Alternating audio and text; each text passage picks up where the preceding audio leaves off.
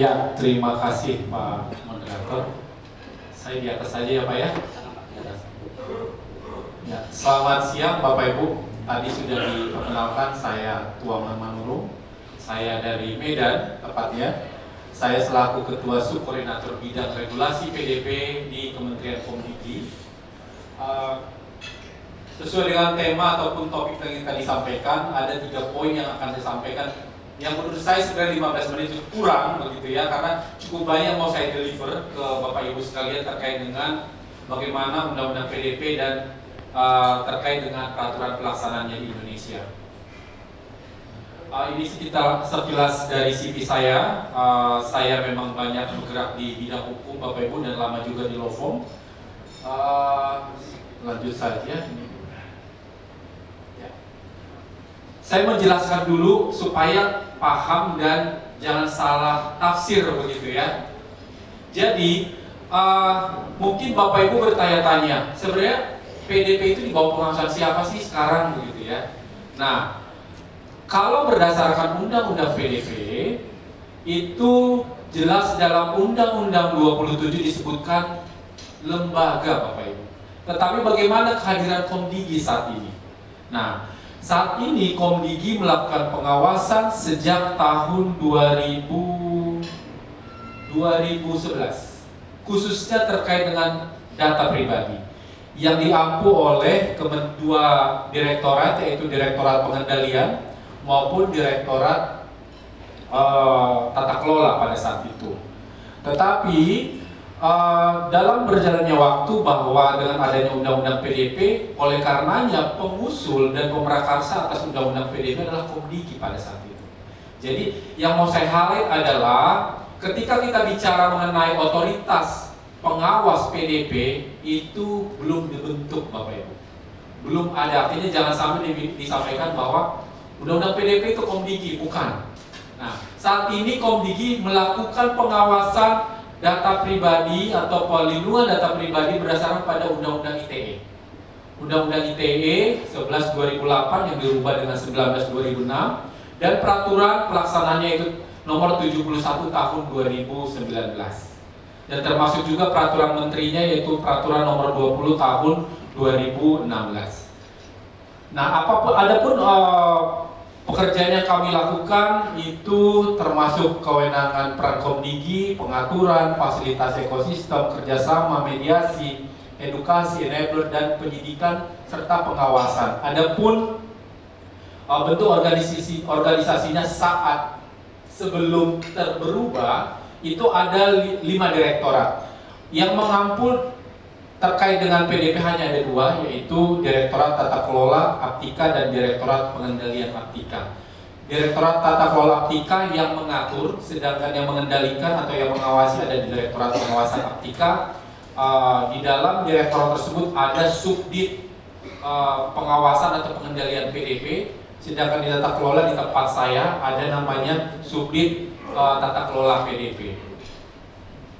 Nah, tadi dalam speaker sebelumnya sudah disampaikan bagaimana framework, bagaimana solusi, bagaimana teknologi menjadi poin penting dalam compliance begitu ya. Tetapi saya mau highlight bahwa bicara teknologi, bicara standar itu salah satu pilar Bapak Ibu. Salah satu pilar yang mungkin atau bisa digunakan sebagai dasar untuk pertimbangan untuk comply.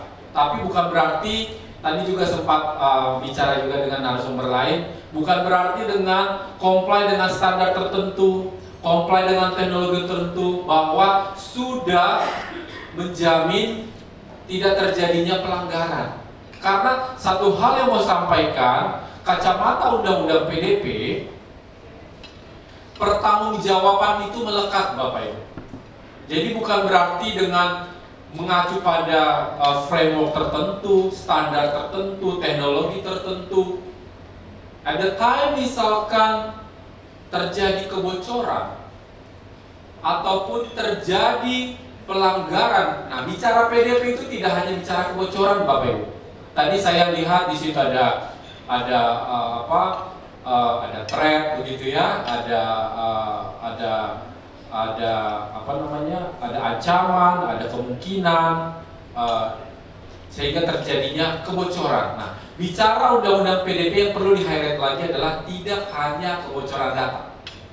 Karena dari tadi saya lihat di situ bicara kebocoran ransomware gitu ya. Karena kalau Bapak Ibu melihat undang-undang PDP itu kurang lebih 38 kewajiban pengendali.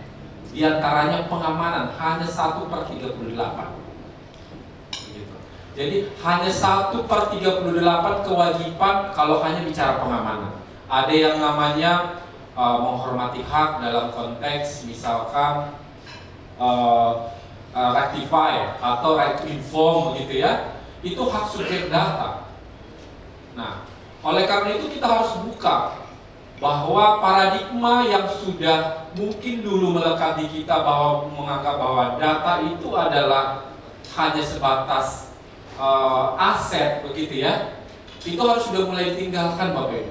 Karena menurut kacamata undang-undang PDP, ketika kita melihat data pribadi hanya aset, itu akan mengakibatkan perbedaan pemaknaan terhadap compliance terhadap undang-undang. Kenapa demikian?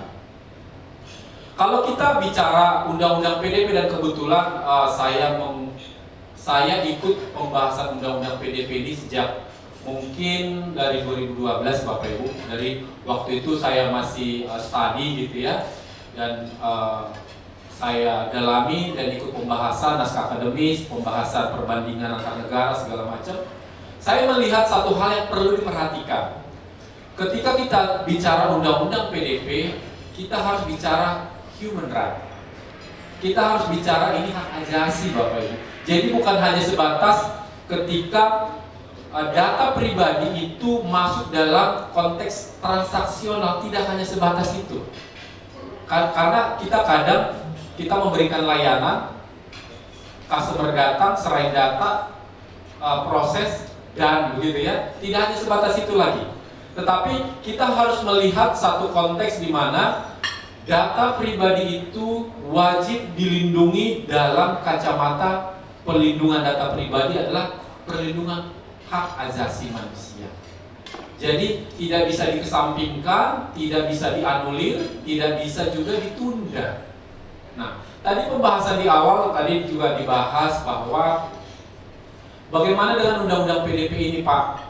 Apakah kita wajib comply segera atau tidak begitu ya? Nah, saya mau sampaikan juga bahwa ketika kita melihat materi undang-undang PDP, paling tidak mungkin Bapak Ibu akan bertanya-tanya, kenapa complicated banget gitu ya? Kalau kita lihat GDPR ataupun di Singapura, di Malaysia, di Filipina, di Jepang begitu ya, mereka mengatur kacamata undang-undang PDP itu lebih kepada, bisa dibilang lebih kepada data pribadi itu dalam konteks transaksional. Ketika data itu dapat digunakan dalam konteks transaksi bisnis begitu ya, kan tidak mungkin ada suatu layanan tanpa ada data pribadi begitu. Nah, itu dilindungi apalagi di Eropa begitu ya. Nah, berbeda dengan Indonesia Bapak Ibu. Kita cukup beruntung di Indonesia waktu 2012 saya juga ikut di Perumus. Kita cukup banyak benchmarking di beberapa negara gitu ya, ada di Eropa, Asia, Amerika, dan beberapa negara di Afrika begitu ya. Ternyata ada beberapa melihat aspek dari PDP itu tidak hanya transaksional Bapak Ibu, tetapi juga ada aspek kejahatan di situ. Nah, oleh karena itu kenapa undang-undang PDP angle-nya itu ada juga pidana. Ada juga yang namanya administratif. Dan termasuk juga salah satu yang penting adalah PDP itu juga bicara mengenai hak sehingga ada keperdataan. Nah, oleh karena itu kalau kita bicara undang PDP, 3 hal harus diingat Bapak Ibu. Bicara mengenai keperdataan, hak seseorang untuk menggugat karena dirugikan karena pelanggaran terhadap datanya yang disalahgunakan. Yang kedua adalah tata kelola yang buruk atau tata kelola yang tidak baik atau tidak comply dengan tata kelola yang sudah ditetapkan pemerintah begitu ya. Dan yang ketiga adalah kejahatan. Kira-kira dari 3 skema ini terlihat benar bahwa data pribadi itu tidak lagi bicara mengenai hanya aset dalam konteks transaksional, tidak Bapak Ibu. Bisa jadi bicara mengenai kelalaian, bisa juga kesengajaan. Tadi pembicara sebelumnya yang pertama sudah menyebutkan tadi bahwa kadang bocornya data, ini bicara bocor data, itu tidak hanya karena kesengajaan, karena kelalaian. Contoh misalkan vendor gitu ya, dia tidak update agreement. Atau ada juga misalkan menganggap bahwa oh cukup dengan NDA, padahal harus dengan perjanjian pemerosan data, data processing agreement, tidak cukup dengan NDA. Nah, oleh karena itu Bapak Ibu, ketika bicara undang-undang PDP ini tidak lagi hanya sebatas data sebagai aset, data dalam transaksional, tapi kita harus lihat intentionnya, kelalaiannya, bisa juga karena serangan dari pihak luar. Oleh karena itu kenapa saya sampaikan tadi, tidak cukup dengan standar, tidak cukup dengan framework, tidak cukup dengan teknologi yang diterapkan, ataupun tadi disebutkan ada beberapa hal gitu ya, untuk menjangkau ini. Karena bicara intention, negligent, dan juga pembiaran.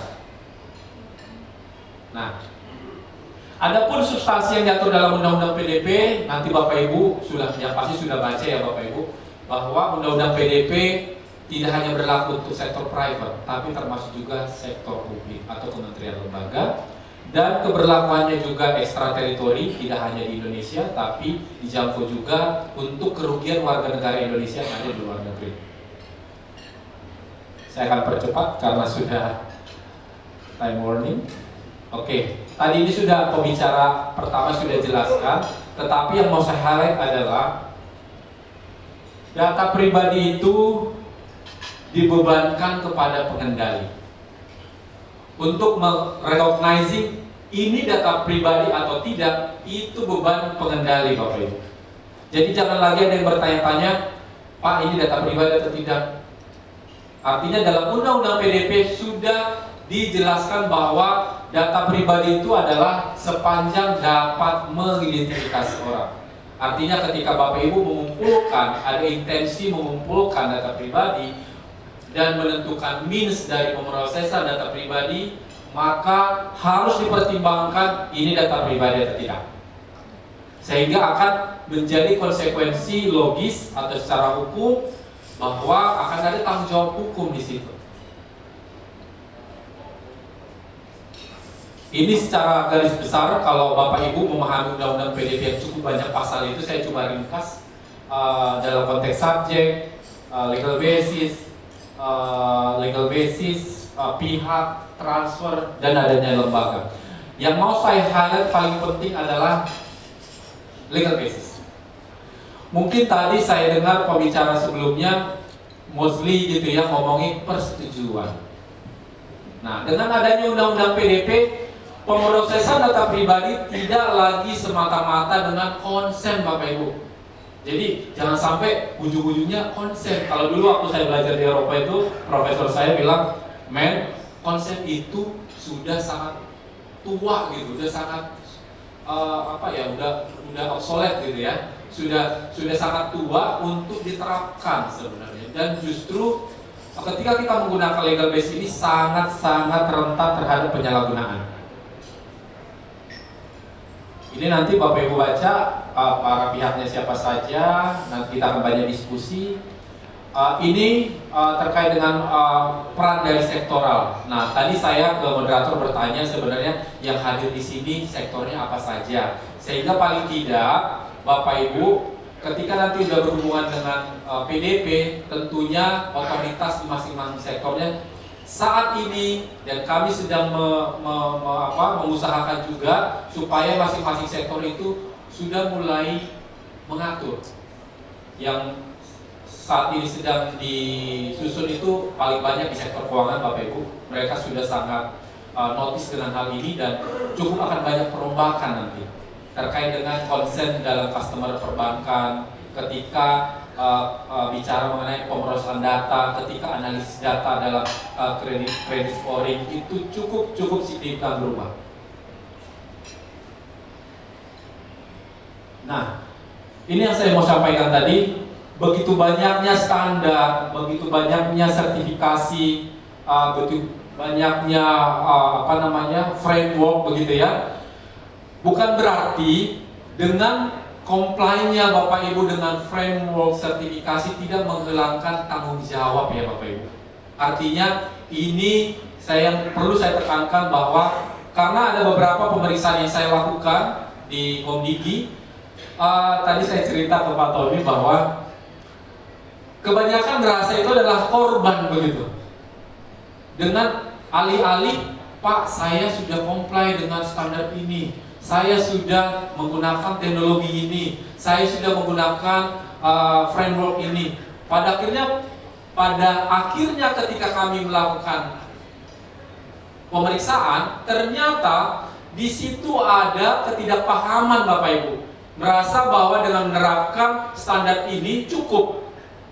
Tapi justru dalam konteks undang-undang PDP itu lebih pada menekankan pertanggungjawaban, makanya istilahnya pengendali, bukan istilah lain begitu. Yang mengendalikan data itu, otomatis secara hukum dia bertanggung jawab penuh Bapak Ibu. Oke, saya percepat sedikit. Nah, ini juga Bapak Ibu bisa nanti kita diskusi. Ini yang saya maksud tadi ada 38 kewajiban yang bersumber dari Undang-Undang PDP, baik itu berdasarkan respon terhadap hak subjek data maupun dalam konteks tata kelola. Jadi bicara mengenai tadi yang sudah dibicarakan sebelumnya itu 1 dari 38 Bapak Ibu.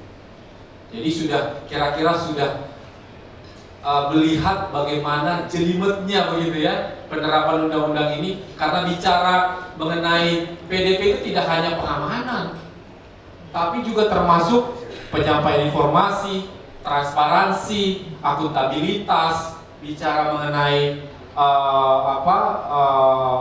transparansi, akuntabilitas, mengenai pengamanan, mengenai seperti pemberitahuan penghapusan, pemberitahuan pemberhentian. Nah, cukup banyak. Nah, oke, kita diskusi saja, ini juga diskusi saja. Nah, ini yang mau saya tekankan Bapak Ibu. Ketika Bapak Ibu berada di sektor yang berbeda, nanti Bapak Ibu bisa cek bagaimana ketika pengaturan di sektornya masing-masing. Karena dalam Undang-Undang PDP diberikan bukan excuse ya, tetapi memang diberikan pengecualian khusus. Di antaranya untuk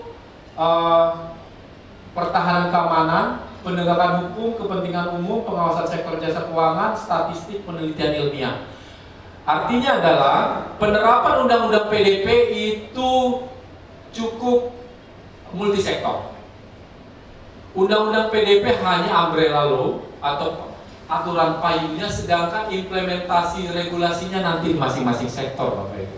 Bagaimana sektor keuangan akan merespon terhadap pengecualian ini? Bagaimana APH merespon pengecualian ini? Artinya Bapak Ibu bicara mengenai comply terhadap Undang-Undang PDP tidak hanya bicara Undang-Undang PDP, tapi lebih kepada sektoral nantinya.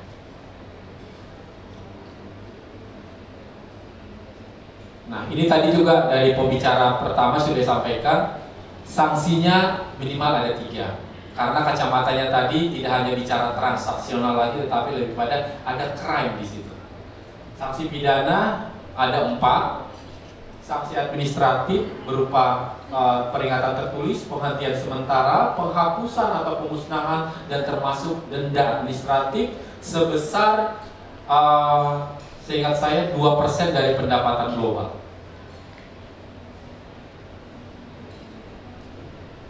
Nah, ini sekilas saya kasih contekan Bapak Ibu. Jadi kalau Bapak Ibu melihat bagaimana nanti penerapan dendanya, ada beberapa pertimbangan yang akan digunakan sebagai pengukur dendanya.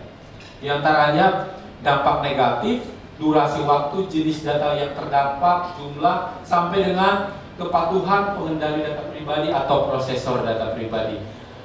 Kenapa saya sampaikan ini? Mengingat salah satu jenis sanksi administratif yang diatur dalam Undang-Undang PDP adalah denda administratif. Penghitungan denda administratif itu berdasarkan pada indikator-indikator yang sudah akan ditentukan. Pengaturan ini akan diatur dalam peraturan pemerintah, Bapak Ibu. Dan ini sedang kami susun, dan nanti jam 3 saya akan kembali rapat lagi sebenarnya membahas ini. Yang perlu saya tekankan adalah konsepnya pemerintah itu tidak mencari duit dari sini, Bapak Ibu. Bukan berarti bahwa wah pemerintah cari duit dari denda nih 2% dari pendapatan kotor gitu ya. Tidak. Karena konsep yang akan diusung pemerintah adalah ketika sudah comply, tidak menutup kemungkinan 2% ini akan dirubah gitu.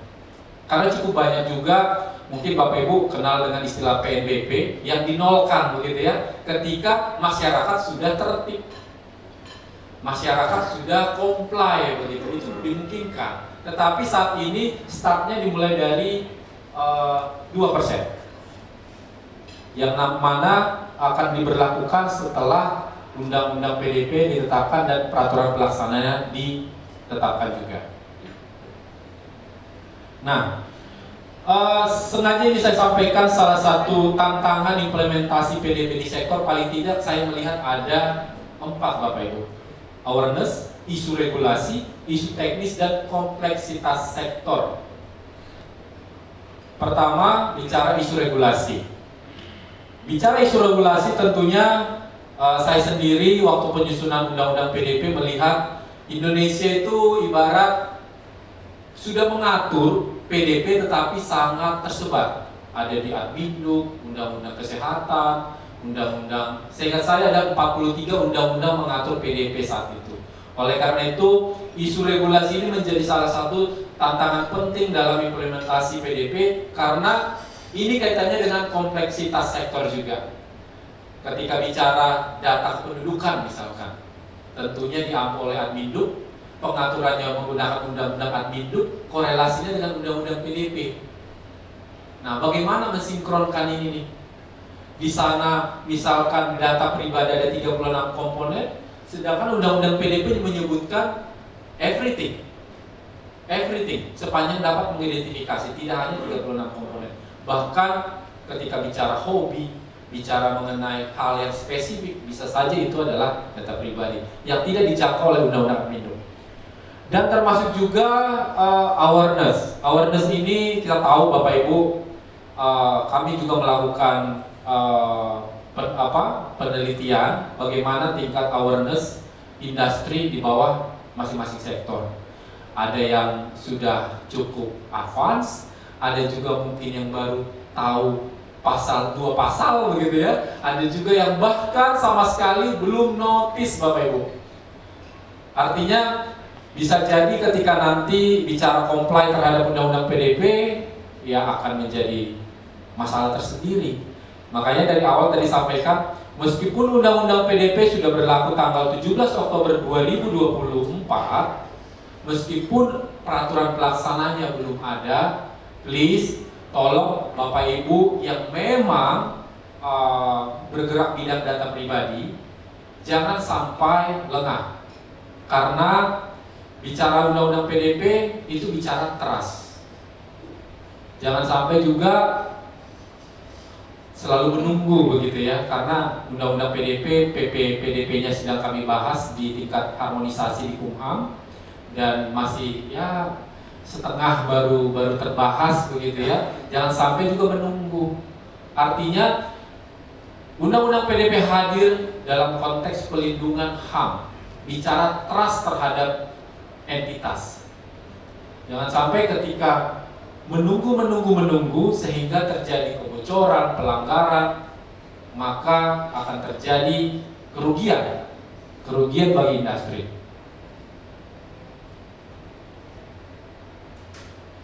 Nah, etika dalam penggunaan data pribadi ini sengaja saya sampaikan di beberapa forum. Artinya adalah data pribadi harus dianggap sebagai amanah bagi pengendali data pribadi, tidak hanya sebagai aset saja, tapi itu adalah beneficiary, lebih kepada kepercayaan, lebih kepada titipan istilahnya, dititipkan begitu ya. Artinya kita tahu kalau kita menitipkan sesuatu ke orang, kita harus percaya kan. Jangan sampai kita menitipkan sesuatu yang kita tidak percaya gitu. Yang kedua, subjek data pribadi memiliki kuasa penuh atas data pribadinya. Tidak lagi seenaknya mengumpulkan data, menyimpan begitu ya.